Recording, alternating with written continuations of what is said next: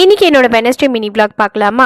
எப்போவுமே screen close பண்ணிட்டு தான் தூங்கும். நேற்று நைட்டு லைட்டாக வந்து ஓப்பன் ஆகிருந்தது. நல்ல வெளிச்சம், ஒரு 5:15 போலவே பார்த்திங்கன்னா நல்லாவே விடிஞ்சிருந்தது. சரின்னு சொல்லி சீக்கிரமாகவே கொஞ்சம் தூக்கம்லாம் தெளிஞ்சிருச்சு. கொஞ்சம் நேரம் அப்படியே தண்ணி குடிச்சிட்டு உட்காந்துட்டு இருந்தேன். இன்றைக்கி காலையில் பிரேக்ஃபாஸ்ட்டுக்கு புதினா, கொத்தமல்லி, கருவேப்பிலை எல்லாமே சேர்த்து சட்னி ப்ரிப்பேர் பண்ணிவிட்டு தோசை பையனுக்கு மட்டும் ப்ரிப்பேர் பண்ணியிருந்தேன். எங்களுக்கு பார்த்திங்கன்னா இடியாப்பம் அதுக்கப்புறமா வச்சு சாப்பிட்டுட்டோம்.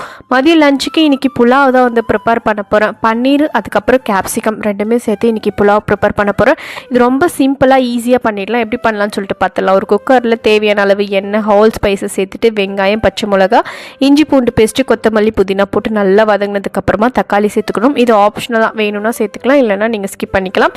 அப்புறம் தண்ணி சேர்த்துட்டு ஊற வச்சுருக்க பாஸ்மதி ரைஸ் அது பாதி வெந்ததுக்கப்புறமா கட் பண்ணி வச்சுருக்க கேப்சிகம், அப்புறம் மேரினேட் பண்ணி வச்சுருக்க பன்னீர் இதெல்லாம் சேர்த்து ஒரே ஒரு விசில் வர வரைக்கும் வச்சு எடுத்தோம் அப்படின்னா சூப்பரான ஒரு புலாவ் ரெடி ஆகும். கண்டிப்பாக ட்ரை பண்ணி பார்த்துட்டு எப்படி இருக்குன்னு சொல்லுங்கள்.